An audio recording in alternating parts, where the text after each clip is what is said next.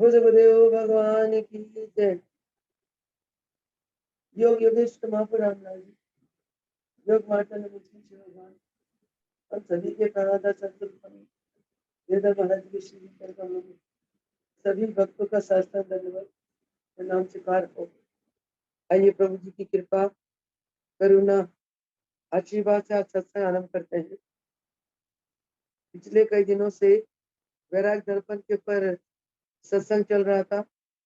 Last में जो सत्संग था वो सत्संग था कि महाराज जी ने लास्ट वाले सत्संग में यानी कि वैराग भाव को आगे रखते हुए ये फरमाया कि इंसान जब तक सदगुरु के चरणों में नहीं जाता यानी कि गुरु भक्ति नहीं अपनाता तब तक उसे अंतर ज्ञान नहीं होता।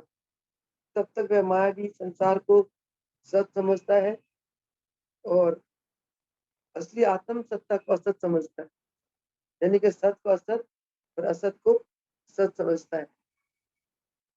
ऐसी अवस्था में जीव 84 की गेड़ में फंसा रहता है, बार बार जन्म लेता है, फिर बार बार मृत्यु को प्राप्त होता है। और जन्म और मरण का ये जो चक्र है, ये चक्र क्या है?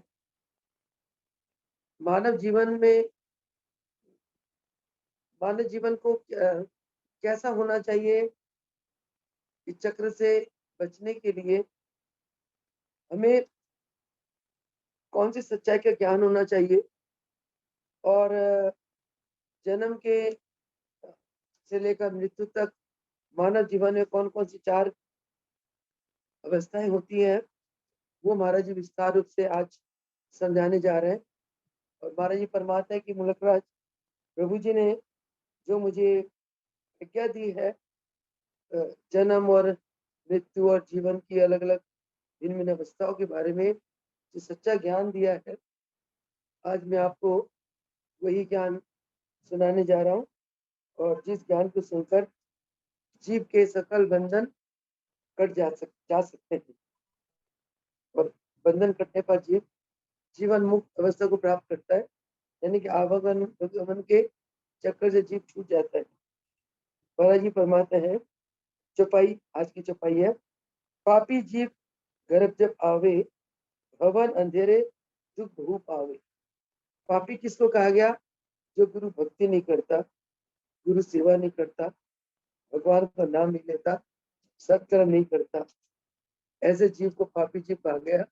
क्योंकि ऐसे जीव बार बार जन्म मरण के 84 के चक्र में फंसे रहते हैं, तो इसलिए ऐसे जीव को पापी जीव कहा गया। पापी जीव गर्भ में जब आवे भवन अंधेरे बहुत दुख पावे, लेकिन माता के गर्भ के अंदर पापी जीव जब प्रवेश करता है वह बहुत दुख पाता है। तल मुंडी ऊपर को पाऊं, उस जीव का जो शरीर मिलता है माता के गर्भ में, सिर नीचे होता है, पैर ऊपर को होता है, यानी कि नीचे की तरफ सिर नीचे करके वो लटका रहता है। भुजलंगी और विष्ठा ठाऊं, और माता के गर्भ में मल मूत्र के कोटले में गए जीवात्मा पड़ा रहता है, तो बहुत दुख पाता है। जठरग्नि एक रस जय लागी अधिक तपे जहम फलत भागी। कहते हैं माँ के पेट में जो जठराग्नि होती है, अग्नि होती है, जो अग्नि पाचन क्रिया को करती है, कहते उस अग्नि के सेक से वह जीवात्मा बहुत दुख पाता है, अपने आप को बहुत अभागा समझता है कि मैं कहाँ तो एक दिव्य लोक में या ईश्वर के चरणों में मैं कहाँ तक मुक्त जीवात्मा था, आत्म आनंद ले रहा था, तो कहाँ मुझे माता के गर्भ में इस कष्ट में आना पड़ा। अपने आप को बहुत अभागा समझता है। खट्टा मीठा माता खावे लाख छुरी सी बहुत पावे। माता जो भी भोजन करती है, सारा भोजन का असर उस जीवात्मा को मिलता है। माँ अगर खट्टा मीठा तीक्ष्ण भोजन करती है उस भोजन के फलस्वरूप जो माता के पेट में जलन आदि होती है, वो सारा दुख वह जीवात्मा भोगता है। आप दुखी माता दुख पाया, 10 महीने जग में आया। 9 महीने तक वह जीवात्मा माता के गर्भ में बहुत दुख पाता है और माता को भी दुख देता है। 10वें महीने में वह संसार में जन्म लेता है, इस नश्वर संसार में आ जाता है। जग जंजाल देखी करी रोयो, न नारी मिली सबे भिगोयो। संसार के जंजाल को देखकर जीवात्मा रोता है, परंतु संसार के लोग जीवात्मा को पाके हर्षित होते हैं। जैसे कबीर ने कहा, कबीरा जब हम पैदा हुए, क्योंकि कबीर एक बहुत ज्ञानी और गुणात्मा था। ज्ञानी महापुरुष लोग संसार के जीवों का कल्याण करने के लिए जन्म लेते हैं, अवतार लेते हैं। वो भी माता के घर में आते हैं केवल और केवल परहित के लिए। तो ऐसे गुणात्मा तो बचपन से ही बहुत सत्कर्म वाले होते हैं और ईश्वर परायण होते हैं, भक्त होते हैं, गुरुमुख होते हैं, स्वयं सुखी रहते हुए संसार को सुख पहुंचाते हैं। कबीरा ने जब जन्म लिया तो वो क्या कहते हैं कबीरा, कबीरा हम जब पैदा हुए जग हंसे हम रोए। कबीरा हम जब पैदा हुए जग हंसे हम रोए, ऐसी करने कर चले कि हम हंसे जग रोए। संसार में आकर कबीरा ने जब देखा दुख रूप संसार है, देखकर बहुत कष्ट पाता है, रोता है, परंतु संसार के लोग उस आत्मा को पाकर सुखी होते हैं। घर में जो बच्चा जन्म लेता है, परिवार वाले बहुत सुखी होते हैं। अंत में कबीरा कहते हैं कि हम ऐसी सत्कर्म करके गए कि हम हंसते हंसते हमने शरीर छोड़ा, परंतु हमारी अच्छी करनी को याद कर करके जगत रोने लगे। जैसे हमने देखा हमारे गुरुदेव इतने महान हस्ती के मालिक हुए, सारा जीवन इन्होंने परहित में गुजारा। आपका, हमका, हमारा सबकी बहुत ही करी महाराज जी ने हर प्रकार से हर एक के ऊपर रहमत बरसाई, आज भी बरसा रहे हैं। आज भी महाराज जी हम पर बहुत कृपा कर रहे हैं, सबके ऊपर। अब महसूस करते हैं नहीं करते, ये हमारी ऊपर होती है। तो गुरुदेव रहमत बरसाने में कोई कमी नहीं रखते। तो महाराज जी ने जब नश्वर चोला को हंसते हंसते त्यागा, तो इच्छा से त्यागा। शरीर छोड़ने के पहले कई महीनों से महाराज जी अत्यंत विराग में रहते थे और एकांत वास उनको अच्छा लगता था। ज्यादा मौन रहना, ज्यादा ध्यान समाधि में रहना, हर पल अपने गुरु को याद करते रहना, गुरु के ऊपर जल लिखना, इस प्रकार की अवस्था रही अंतिम महीनों में। तो महाराज जी ने अचानक एकदम संकल्प लिया, धन को छोड़ दिया। इच्छा से छोड़ा महाराज जी ने, हंसते हंसते छोड़ा और आनंद में अपने गुरु के पास चले गए। महाराज परलोक गमन करके महाराज जी को याद करके के सारा संसार बिलखने लगा, रोने लगा। आज भी हम रोते हैं, उनकी महानता को याद कर करके आज भी हमारी आंखों में आंसू आते हैं। हमारे गुरुदेव कितने महान शक्ति के मालिक, कितनी वो अपने बच्चों पर दया करते। उनके लिए कोई छोटा बड़ा नहीं, कोई ऊंची नीचे नहीं, कोई अमीर नहीं, कोई गरीब नहीं, सबको समदृष्टि से देखना, सबको समदृष्टि से प्यार करना, सबके पर सब भाव से रहमत करना, ऐसे हमारे गुरुदेव हुए। तो अब आगे महाराज जी फरमाते हैं, माया मोह पवन लग भूला। जीवात्मा जब संसार में आ जाता है, माया मोह में वो बह जाता है, पवन की तरह और भगवान को वह भूल जाता है।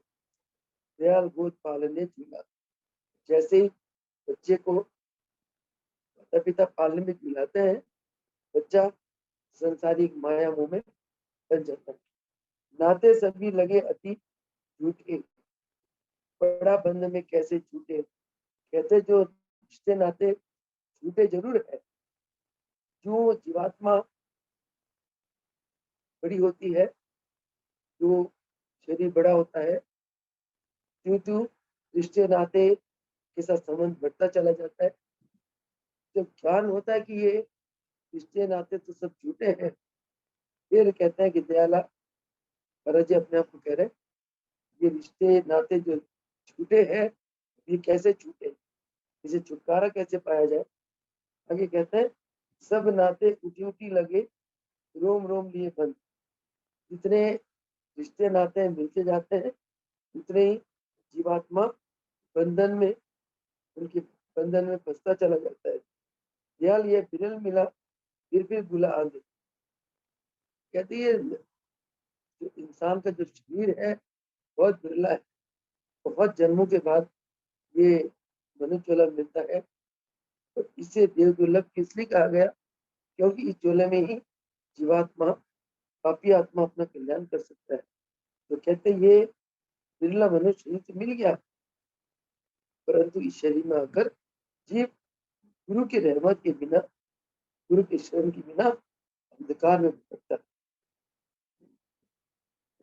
आगे चपाई है, जीवात्मा को उसके रिश्ते नाते किस प्रकार बांधते हैं।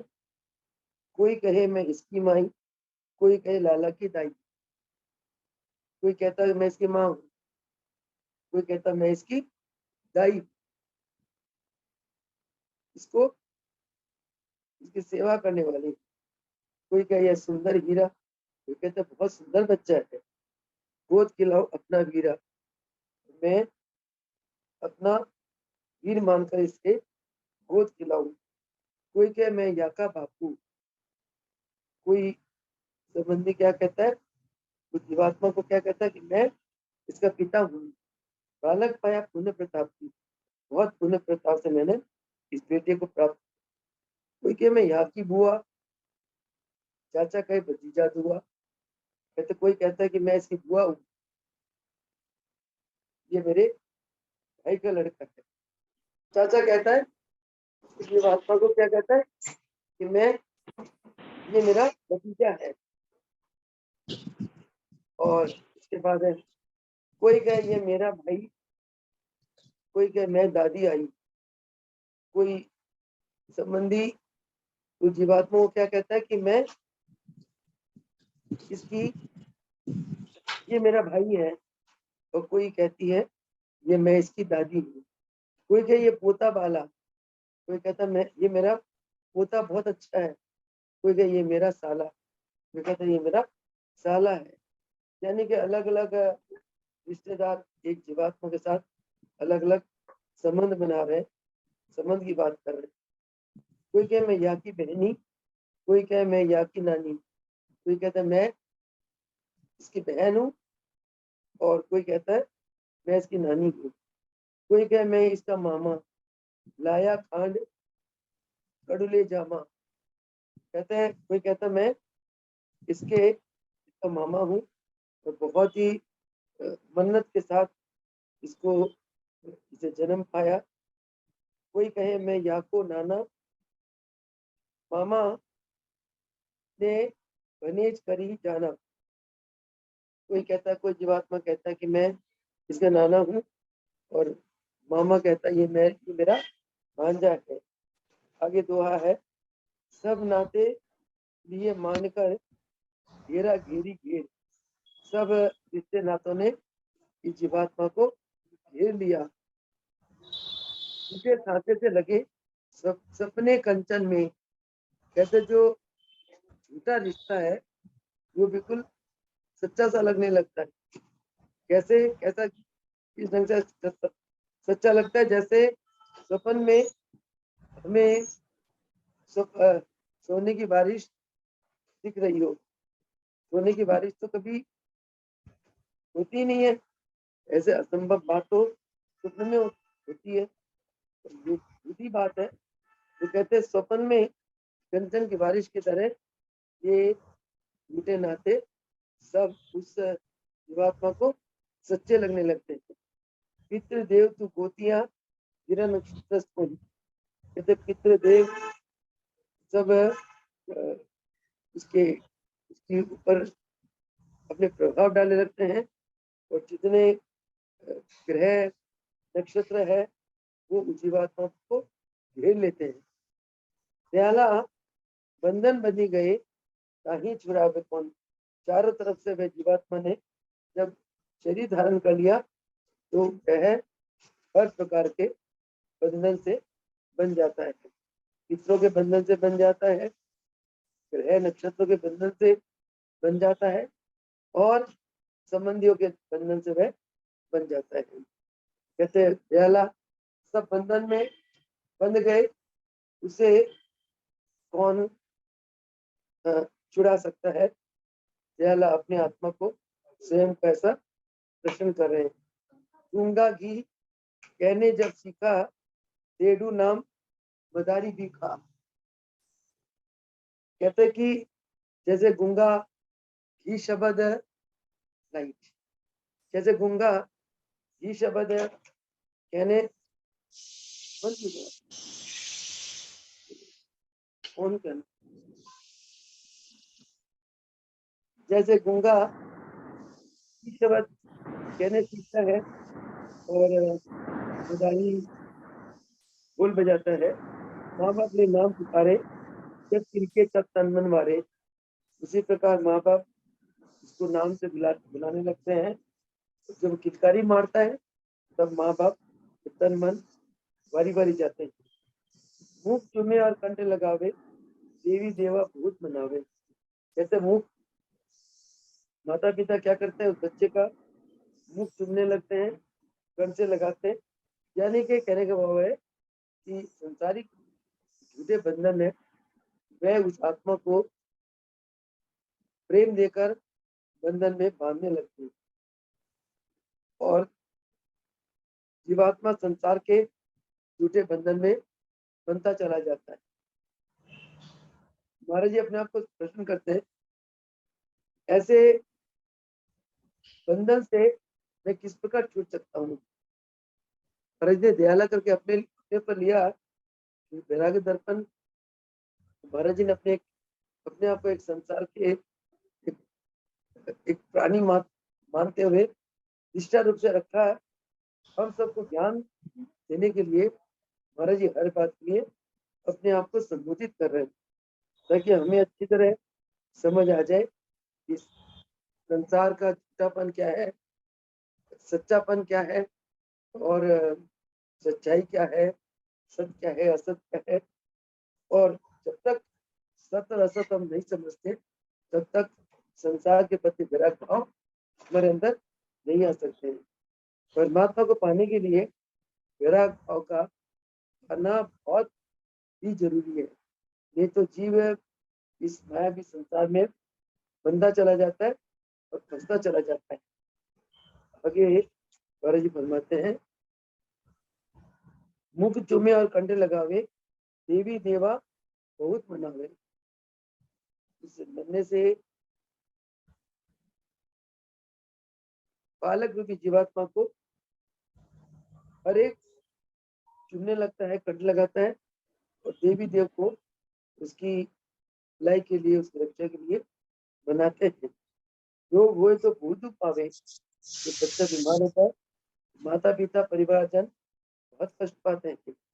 ले ले जहां तहां वक्त आवे, उसकी सुरक्षा के लिए सब परिवारजन इधर उधर डोलते हैं। कभी डॉक्टर के पास जाएंगे, कभी वैद्य के पास जाएंगे, कभी कहीं कभी कहीं। कबहू झड़प नजर हो जावे, कबहू खांसी भूल सतावे। कभी कभी तो वह निरोगी हो जाता है, बच्चा स्वस्थ हो जाता है, कभी कभी बहुत ही रोगी हो जाता है। चले पेट का बहु बहु रोवे, जब उसके पेट में दर्द होता है बच्चे को, रात भर होता है, जब खुश होता है तो माँ को सोने देता है, बीजे बहु नेक नहीं सोवे। तो माता को बड़ी खींच आती है, गुस्सा आता है, क्योंकि बच्चा सोता नहीं है, न कुछ होता है, और न वह माता को सोने देता है। इस प्रकार की अवस्था एक बालक रूप जीवात्मा की होती है।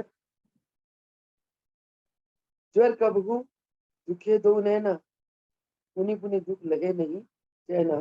कभी के बच्चे को क्या होता है, बुखार हो जाता है और वह पूरी रात नहीं सोता, न कुछ होता है, ना माँ को सोने देता है। निकल से दांत दाढ़ दुख दैया, जब बच्चे के दांत निकलते हैं तो बड़ा रोता है, बहुत कष्ट पाता है। जब 100 जन्म सदा दुख आइए, इस प्रकार जन्म लेकर जीवात्मा को इस नश्वर वाला तन में बहुत दुख मिलता है। परंतु इस तन में आकर जीवात्मा का कल्याण तब होता है जब जीवात्मा गुरु के शरण में जाता है। तो गुरु की आज्ञा को पालन करते हुए रक्त मार्ग को अपनाता है, योग मार्ग को अपनाता है, अभ्यास करता है, तब जीवात्मा का कल्याण होता है। नहीं तो वो ऐसे ही पूरा ही संसार से चला जाता है। दुख सुख बढ़ने लगा, वहां आगे दुहा है, दुहा में क्या है, दुख सुख बढ़ने लगा 5 बरस गई थी, जब पढ़ने बैठाइया अपनी विद्यालय। कहते हैं कि दुख सुख सहन करते हुए वह जीवात्मा बाल्य शरीर में बढ़ने लगता है। जैसे 5 बरस का हो जाता है, माता पिता उसे स्कूल में भेज देते हैं पढ़ाई के लिए। बेटा तुम 5 बरस के हो गए और तुम पढ़ाई करो। बालक का चित्त खेल मजारे, जो जो आधा छड़ियन मारे। परंतु बच्चे का चित्त खेल कूद में रहता है। माता पिता गुस्सा करते हैं, क्रोध करते हैं, परंतु वह बस होकर अपने आप को खेल कूद में रमाए रखते हैं। ये प्रत्येक जीव की बाल अवस्था के बारे में मैंने बताइए। बैठी रहे तो पकड़ी बुलावे, गांधी वाली दुख भेद पड़ावे। और बच्चा जब खेल कूद के लिए भागता है तो माता पकड़ पकड़ उसे उठने के लिए बैठाती है और बहुत कष्ट सहन करते माता उसे जबरदस्ती पढ़ने के लिए प्रेरणा देती है और पढ़ाती है। मन ही मन सोचे तू भारी, सूजन भय बाप है तारी। जब माता पिता बच्चे को बहुत धक्का करके पढ़ाने लगते हैं, बच्चा बहुत परेशान होता है। वो सोचता है ये माता पिता मेरे तो बहुत मुझे कष्ट पहुंचा रहे, मेरे लिए हितकारी नहीं है, कल्याणकारी नहीं है। छोटा बच्चा समझता नहीं है, मनमुख है, मनमानी करता है, बिल्कुल समझ आता है। परंतु माता पिता को पता है ये उसकी पढ़ाई की उम्र है, जबरदस्त करने के लिए कहते हैं, बच्चा बहुत दुख मानते हैं। देख दे देख हर कोट भूमियों घना समझाया। उसे बच्चे को बार बार बच्चे के साथ परिश्रम कर करके माता पिता ने बच्चे को बहुत पढ़ाया। परंतु कई बच्चे तो लायक निकल आते, कई बच्चे छोटे निकल पढ़ाई नहीं पढ़ते और अपना कल्याण, अपनी ऊंचाई चाहते ही नहीं है। ऐसे बच्चों के साथ माता पिता बहुत परेशान होते हैं। अधिकतर बच्चे आजकल भी देखे जाते हैं कि माता पिता को बहुत परिश्रम करना पड़ता है बच्चों को पढ़ाने के लिए। माता पिता परिश्रम ना करे, बच्चे बिल्कुल नालायक बनते हैं, छोटे बनते हैं, कुछ समय बर्बाद करते हैं। क्योंकि बचपन बालपन होता ही ऐसा है।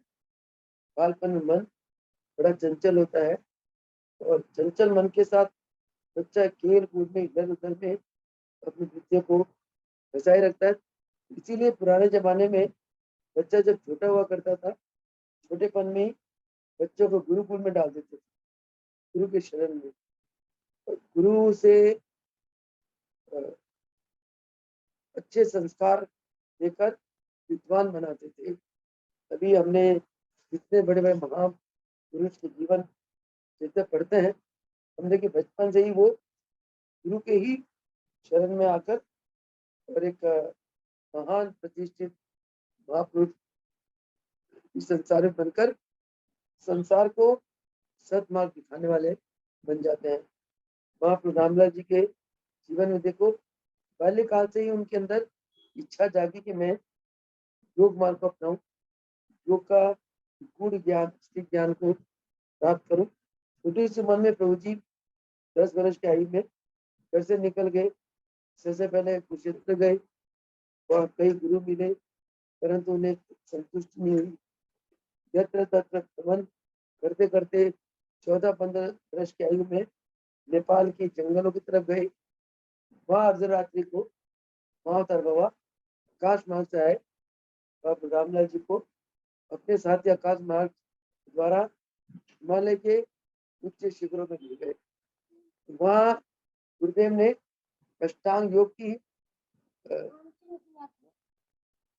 गुरुदेव ने वहाँ अष्टांग योग की सिद्धि कराई प्रभु जी को। इसको प्रसाद दे अष्टांग योग की सिद्धि कराई, कराकर वहाँ उनके गुरुदेव ने अब रामलाल जी को आज्ञा दी, राम अब तुम जिस उद्देश्य से इतने वर्ष घूमते रहे, तुम्हारी वो इच्छा उद्देश्य पूरी हो गई।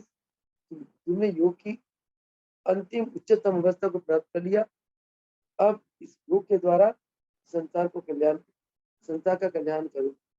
फिर महाप्रभु जी वहाँ हरिद्वार में आए, महाकुंभ में, वहां से अपने स्थान पर गए जहाँ उनका माता पिता का निवास स्थान था, अमृतसर। वहां से फिर प्रभु जी ने योग का प्रचार प्रसार करा। फिर प्रभु जी की ये आरती सुनकर तुलसीदास प्रभु जी उनके चरण में गए। तुलसीदास प्रभु जी की गुरु के प्रति समर्पण भाव को देखकर महाप्रभु जी ने तुलसीदास प्रभु जी को अपनी अनंत सिद्धि शक्ति को स्वामी बना दिया। इसी प्रकार हमारे महाराज जी बाल्यकाल से ही विराग अवस्था में रहे, रूप भजन भक्ति और हित में रहे, खूब सेवा करी गाँव वालों की। और संजोग बस इन्हें भी तुलसीदास प्रभु जी मिले। तन मन धन से महाराज जी गुरु चरणों में समर्पित हुए। मन वचन कर्म से निष्काम भाव से अंत तक सेवा करने लगे। इनकी सेवाओं से गुरु भक्ति से प्रसन्न होकर तुलसीदास प्रभु जी ने गुरुदेव को अनंत सिद्धि शक्तियों की अनंत कलाओं का मालिक बना दिया। तो आज गुरुदेव की कृपा हम पर ऐसे बरस रही है जैसे सूरज से किरणें निकलती है और हमें सुख मिलता है। इस प्रकार गुरुदेव की हम छत्र छाया में रहकर कृपा को प्राप्त कर रहे हैं। आगे महाराज जी फरमाते हैं कि बच्चा चाहे लायक हो चाहे नलायक हो, किसी भी ढंग से बढ़ता बढ़ता वह 12 वर्ष का हो जाता है। रहा नहीं उन्हू के वश का, ऐसे भया वश द्वादश का, रहा नहीं उन्हू के वश का। कहते बच्चा फिर 12 साल का बन जाता, 12 साल की उम्र में पहुंच जाता है। तो इस उम्र में बच्चा माँ बाप के अनुशासन में नहीं रहता। आजकल हम देखते ही हैं अधिकतर बच्चे माँ बाप के अनुशासन में, क्योंकि बचपन से माँ बाप बच्चों को योगी संस्कार नहीं देते हैं। योगी संस्कार बचपन से दे दे, बच्चे योगी बने। तो इसीलिए सब कली का प्रभाव है, कली का प्रभाव है। आगे महाराज जी फरमाते हैं कि मन में आवे सो पुनि करई, माता पिता सो नेक ना डरई। कहते इस उम्र में बच्चे के मन में जो आता है बच्चा वही करने लगता है, माता पिता से बिल्कुल डरता नहीं है। खेले खेल बहुत प्रकार, बहुत अलग अलग तरह के बहुत खेल खेलता रहता है बच्चा। तभी विधि लड़का मन हारा, हर तरीके से वह बच्चा जो है ना बिल्कुल माता पिता के आगे, माता पिता बच्चे के आगे हार जाते हैं। पिता समझाते हैं परंतु बच्चा माता पिता के अनुशासन से हार हो जाता है। बालापन हंसी खेल गवाया, बालापन हंस के और खेल के गवा दिया। गुरु की टहल शरण नहीं आया, परंतु गुरु के शरण में वे बच्चा नहीं आया। पाप पुण्य को नहीं पहचाना।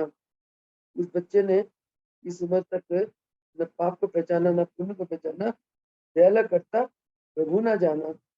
इस उम्र तक उसने प्रभु को भी नहीं पहचाना। कैसे पहचानेगा? गुरु के शरण में तो गया नहीं, न माता पिता ले गए न स्वयं गया। तो ये इसीलिए इन सारी उपदेश का महाराज जी का यही इशारा है, बचपन से अपने बच्चों को अच्छे संस्कार दो, गुरु भक्ति की, गुरु सेवा की। जहाँ गुरु का कार्य हो, यज्ञ हो, गुरु का सत्संग हो, अपने बच्चों को जरूर ले जाएं। माता पिता नहीं ले जाते बच्चों को। खुश होते बच्चे पढ़ाई कर रहे हैं, इनकी पढ़ाई में कमी आ जाएगी, बच्चे नौकरी कर रहे हैं, नौकरी में छुट्टी नहीं। ये सब मन की कमजोरियां हैं। इंसान ने जो कुछ करना होता है, 100 मुसीबत उसके जीवन में आ जाए ये भी करके छोड़ता है। क्या है कि आजकल है गुरु भक्ति, गुरु सेवा, गुरु के चरणों में जाना, इस बात को आजकल के माता पिता इस बात को ज्यादा महत्वपूर्ण नहीं समझते हैं। पुराने जमाने में माता पिता सभी इस बात को सबसे ज्यादा महत्वपूर्ण समझते थे। आजकल का संसार थोड़ा सा ज्यादा पश्चिमी सभ्यता के प्रभाव में चलता जा रहा है, इसीलिए भोगी बनता जा रहा है। आजकल युग विषय बनता जा रहा है। पुराने जमाने में भोग वासना विषय से जीव बहुत दूर रहते थे, परिश्रमी होते थे, पुरुषार्थी होते थे, तपस्वी, त्यागी होना और गुरु भक्त होते थे, सत्संगी होते थे, प्रभु प्रेमी होते थे। ये सब वक्त की बात है। फिर भी आप रामलाल तुलकराज जी देवीलाल, भगवान का जो मिशन है बहुत ही पवित्र है, बहुत ही महान है। क्योंकि बापू रामलाल जी कलयुग अवतारी भगवान है। तो इसलिए हमें अभी भी कुछ नहीं, ज्यादा देर हुई, अभी भी हमें सजग होना चाहिए, समझ जाना चाहिए। हम स्वयं भी भक्ति करें, बच्चों को भी भक्ति पथ में रखे और यज्ञों में बच्चों को जरूर लाए, उनको सेवा के लिए प्रेरित जरूर करें। सेवा से ही महाराज फरमाते हैं जीव के कर्म करते हैं, जन्म जन्मांतरों के बंधनों से जीव छूटता है, और अब अगर आसानी से छूट जाता है और जीवन मुक्त हो जाता है, परम पद की तरफ जीव आगे बढ़ता है। जीव का यही कल्याण। महाराज जी फरमाते थे प्रवचन में कि कहते हैं कि जो माँ बाप ने बच्चों को पंडित नहीं बनाया, वो माँ बाप बच्चों के शुभ चिंतक नहीं है। इसके ऊपर महाराज जी अक्षर एक दुआ बोलते थे, माता वैरी पिता शत्रु या ना बालक पंडिता। जिस माँ बाप ने बच्चे को पंडित नहीं बनाया, ज्ञानी नहीं बनाया, विद्वान नहीं बनाया, गुरु भक्त नहीं बनाया, वो माता पिता बच्चों के शुभ चिंतक नहीं है। तो आखिर में एक दुआ है, दुआ के साथ आज के सत्संग को विराम देंगे, समय हो गया बहुत। दुआ क्या है? करुणापा फिर आया। बच्चा पहले 5 वर्ष का हुआ, 12 वर्ष का हुआ, उसके बाद जवान हो गया, 5 भूत लिए संग। जैसे वह बच्चा जवान हो गया, नौजवान हुआ, 5 भूत उसके साथ हो लिए। कौन कौन से? काम, क्रोध, लोभ, मोह, हिंसा। बच्चा कामी हो जाता है, कामना नहीं पूरी हुई, क्रोधी हो जाता है। फिर संसारिक वस्तु के प्रति लोभी हो जाता है, लोभ पूरी हो गई, उसके प्रति मोह युक्त हो जाता है, मोह पैदा हो जाता है, और वो भी पूरी हो गई, अहंकारी हो जाता है। तो 5 जो भूत है, ये यौवन अवस्था में जीव के संग हो लेते हैं। यौवन मद मातो रहे पिए विषय को रंग। तो यौवन अवस्था में जीव जो है विषय भोगों को भोगता है, इंद्रियों के द्वारा, तो इंद्रियों के विषय को भोगता है। जितना विषय को भोगता है, उतने वह नरक के रास्ते पर अग्रसर होता है। इस नरक के रास्ते से निकालने वाले केवल और केवल गुरु भक्ति, गुरु सेवा, योग अभ्यास और गुरु के रास्ते को अपनाना। स्वयं भी चले और अपने बच्चों को भी इस रास्ते में चलने के लिए प्रेरणा दे। इन्हीं शब्दों के साथ आज का सत्संग को विराम देते हैं।